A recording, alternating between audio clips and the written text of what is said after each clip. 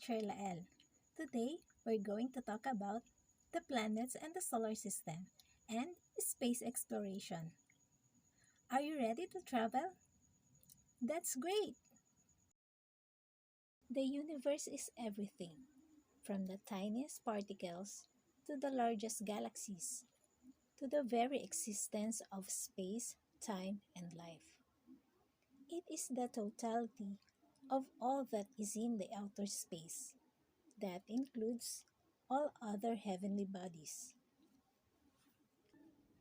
What is the solar system? Solar system consists of our star, the sun, and everything bound to it by gravity. The 8 planets which orbit around the sun, starting to the nearest to the farthest are Mercury, Venus, Earth, Mars, Jupiter, Uranus, and Neptune. What is nebula? A nebula is a cloud of dust and gas in space. It is also known as a star nurseries. Do you know how the stars are formed? Some nebulae are regions of new stars being formed. Gravity holds dust and gases together in a nebula and causes them to condense. The mass of gas and dust heats up and glows, forming a star, while others are remnants of dead or dying stars. Nebula have different shapes and sizes.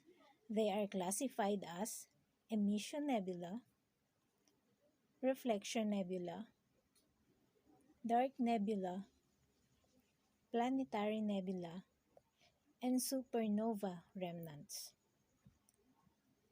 The closest known nebula to Earth is approximately 700 light-years away, called the Helix Nebula.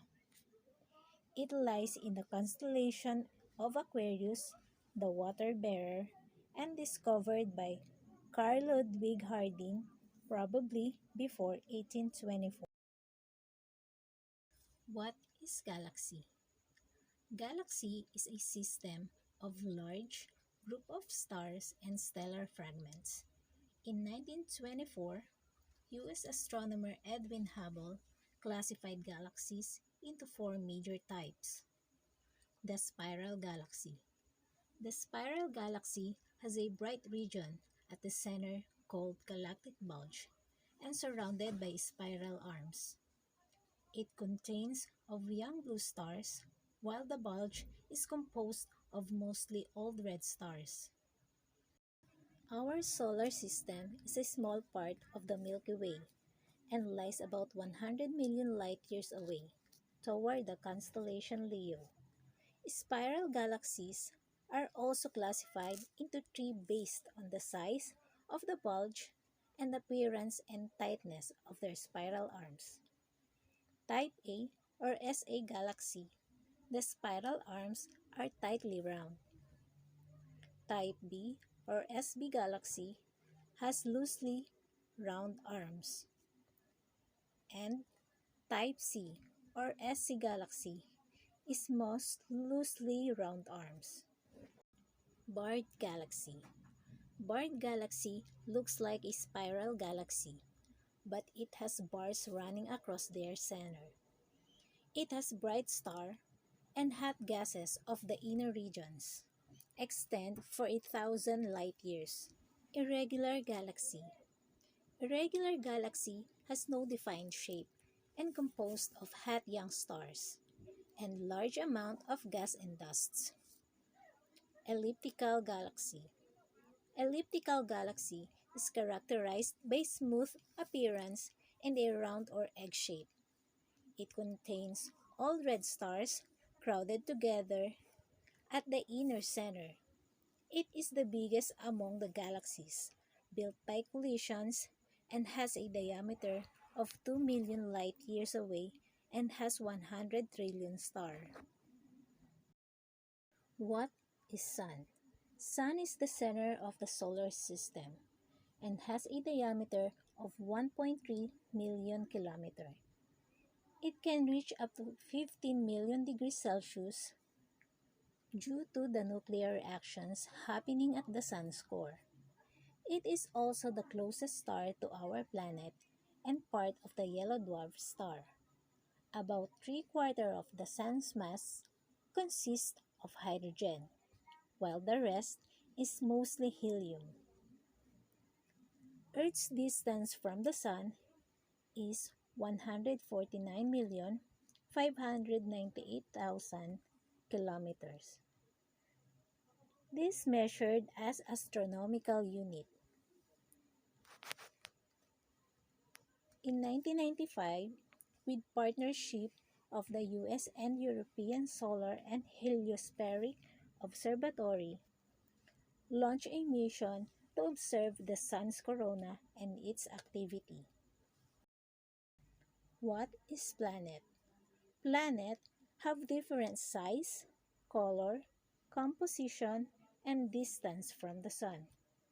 The 8 planets orbits the Sun from nearest to the farthest are Mercury, Venus, Earth, Mars, Jupiter, Saturn, Uranus, and Neptune.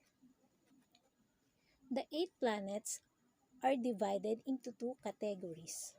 The first 4 planets are called the inner planets or terrestrial planets, made up of solid rock.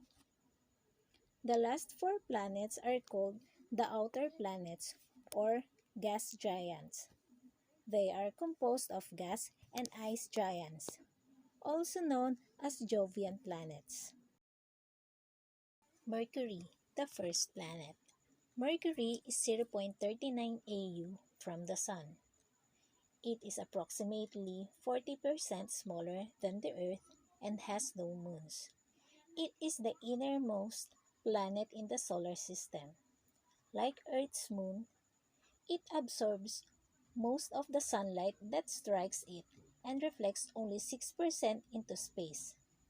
Its temperature soars up to 430 degrees Celsius or 800 degrees Fahrenheit during the day and negative 170 degrees Celsius or negative 280 degrees Fahrenheit during the night. It revolves quickly but rotates slowly. One revolution around the Sun takes 88 days, and one rotation around its axis lasts for 59 days. Mercury has cratered highlands and vast smooth terrains.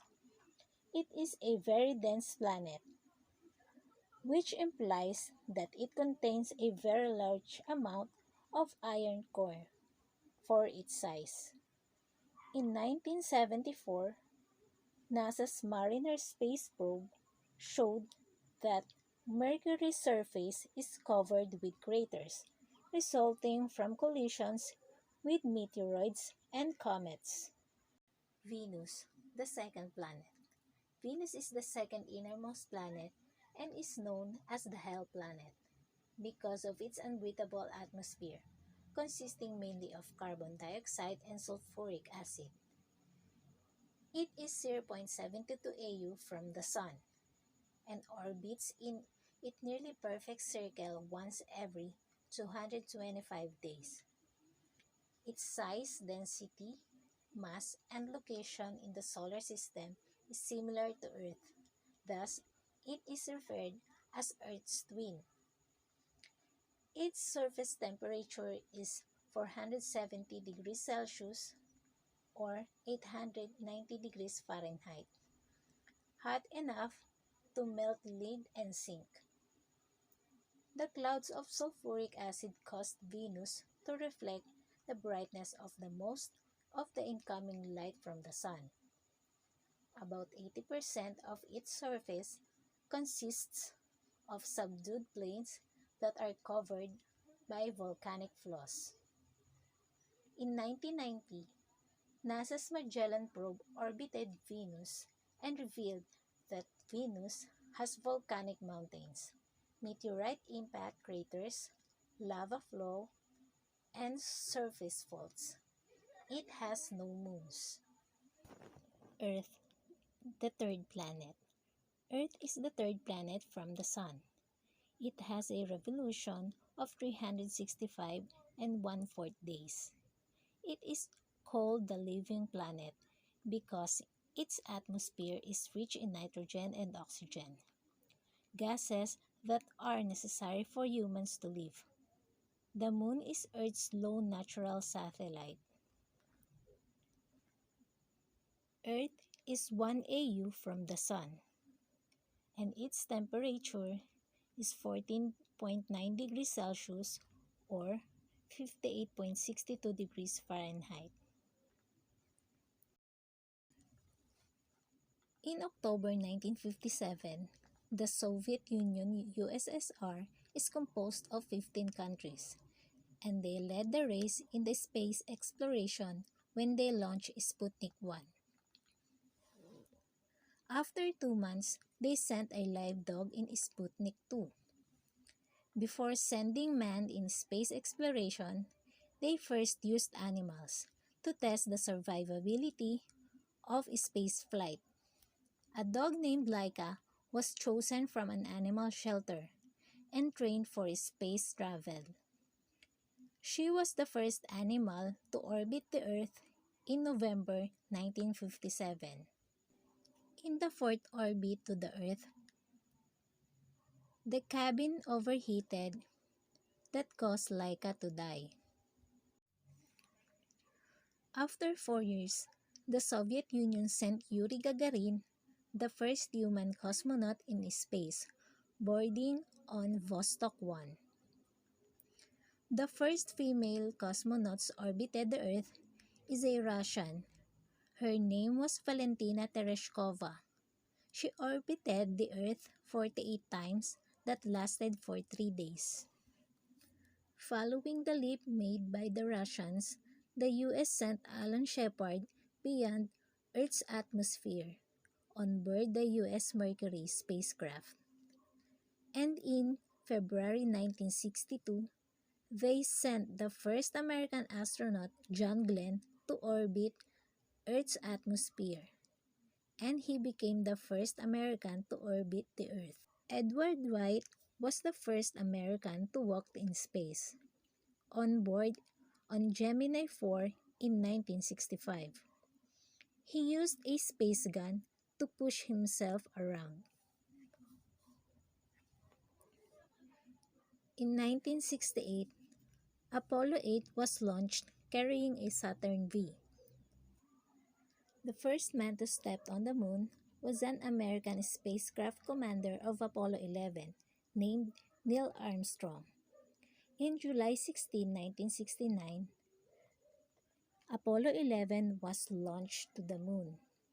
On board with him are Command Module Pilot Michael Collins and Lunar Module Pilot Edwin Buzz Aldrin.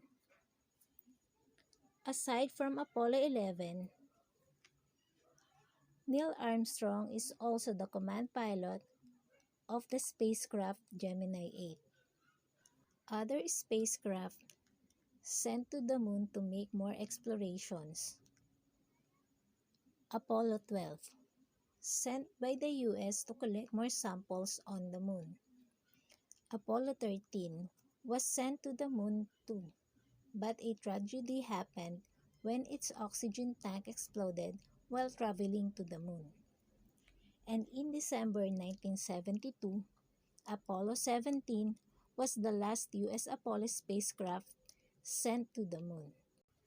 To further their space explorations, the Russians also used robots that were controlled on Earth to collect samples from the Moon. Luna 16 is the first robotic probe that scooped Moon soil and brought it back to Earth. They also sent Lunokhod, a moon car, and took pictures of the Moon and sent them back to Earth. Mars, the fourth planet. Mars is known as the red planet. Appears as a reddish ball with permanent dark regions. It has a prominent telescopic feature of brilliant white polar caps. Its distance from the Sun is 152 AU. It has period of revolution of 687 days. It has a thin atmosphere consisting of 95% carbon dioxide.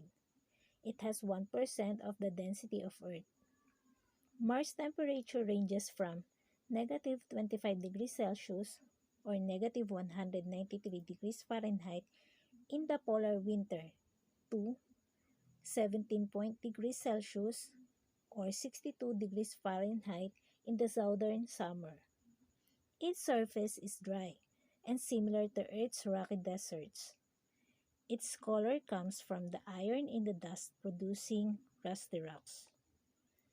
Data from Mars probes revealed that it has two moons, Phobos and Deimos, and confirmed that the polar caps of Mars are made of water ice, covered with a thin layer of frozen carbon dioxide. Mars' northern hemisphere has numerous large volcanoes. Mons Olympus is the biggest among its volcanoes. It resembles the Hawaiian Shield volcano on Earth. In 1976, Vikings 1 and 2 lander reached Mars and began searching for traces of life. In 1997, NASA's Pathfinder and Global Surveyor orbiter arrived on Mars to examine rocks and to take pictures of its surface. Jupiter, the fifth planet. Jupiter, known as the giant planet, it is 5.20 AU from the Sun and has a revolution of about 11.9 years. It is the largest planet in the solar system and has 79 moons. Io, Europa, Ganymede, and Callisto are its four largest moons. Its most striking feature is the Great Red Spot, a storm that lasted for 350 years. Jupiter consists mostly of hydrogen and helium, atmosphere with methane, ammonia, water, and sulfur compounds. Because of its immense gravity, Jupiter's pressure increases rapidly toward the surface. It gives off nearly twice as much heat as it receives from the Sun. The temperature near the center of the Jupiter is 24,000 degrees Celsius, 43,000 degrees Fahrenheit. The interior heat produces huge convection current in its atmosphere. Jupiter's rings consist of sulfur particles from Ios volcano. The first space probe to travel across the asteroid belt and encounter the planet Jupiter is Pioneer 10, Saturn, the sixth planet. Saturn is 9.54 AU away from the Sun and has a revolution of 29.5 years. It is twice as far as Jupiter from the Sun. Due to its distance from the Sun, it is quite cold with an average temperature of negative 173 degrees Celsius or 280 degrees Fahrenheit. It is a big ball of gases of mainly hydrogen and helium. It is best known for its magnificent ring, which is composed of icy and rock particles. The rings were discovered by Dutch astronomer Christian Huygens. Its atmosphere is very dynamic with wind speed of 1,800 kilometers per hour. Large cyclonic storms occur in its atmosphere. Titan, Iapetus, Enceladus, and Mimas are some of the 62 moons of Saturn. Titan is the largest among them. Uranus, the seventh planet. Uranus was discovered by chance on March 1971 by William Herschel. It is 4 times larger than the Earth and completes a single revolution in 84 years. It is 19.2 AU from the Sun and has 27 moons. Its blue-green color comes from traces of methane in its atmosphere. Uranus has a system of faint and narrow rings. It has a low temperature of negative 216 degrees Celsius which is why it is called ice giant. Neptune, the eighth planet. Neptune's atmosphere is mostly hydrogen and helium, with traces of methane gas. It is 30.1 AU away from the Sun, with a revolution period of 165 years. Interestingly, Neptune rotates on its side. Its rotational motion appears to be rolling rather than spinning. Its axis is tilted 30 degrees toward the Sun's orbit. Thus, regions that are tilted more toward the Sun experiences warmer temperature and longer daylight. Triton, one of Neptune's 14 moons, is considered its largest moon. It erupts nitrogen instead of lava. Other members of the solar system. Dwarf planet. Pluto, a former ninth planet, and lies on the border of the solar system, or Kuiper Belt. It takes 284 years to revolve around the Sun. Its orbit elongated and intersects the orbit of Neptune. In 1978, Charon Moon was discovered orbiting Pluto once every 6.4 Earth days. Its average temperature is estimated to be 210 degrees Celsius. Hence, it is described as a dirty ball of frozen gases. In August 2006, Pluto was downgraded its status from planet to dwarf planet because it did not meet the criteria of IAU. This is the Kuiper Belt. It is a circumstellar disk in the outer solar system. Meteoroids are pieces of stones or metal-like debris which are formed when asteroids collide with one another. They are usually small and the size of a pebble. Large meteoroids are believed to come from Mars and Jupiter. If a meteoroid enters Earth's atmosphere, it will burn up and create short white trails in the sky, which we sometimes call shooting stars. These shooting stars are called meteors. Most meteors do not reach the ground. Those that land on Earth's surface are called meteorites. Meteorites can create craters on the ground. Asteroid. Asteroids are rocks in the solar system that are too small to be considered planets. Ceres, the largest asteroid, is 933 kilometers in diameter. Asteroids have unusual shapes because of the collisions with other particles around the solar system. Some asteroids are light and made up of only small particles, while others are metallic or solid. Many asteroids that orbit around the Sun can be found between Mars and Jupiter. This is asteroid belt that separates the 8 planets into 2 categories. The inner planets, which composed of Mercury, Venus, Earth, and Mars, and outer planets, which composed of Jupiter, Saturn, Uranus, and Neptune. Comets. Comets are balls frozen gases, small rock particles, and dust that orbit the Sun. A comet heats up when it gets close to the Sun, melting its water, carbon dioxide, and other compounds in the process, which change from solid to gas. This creates a giant, glowing head called coma. The dust and gases develop a tail that trails for millions of kilometers. When frozen, they are the size of a small town. Comets are also called a hairy star.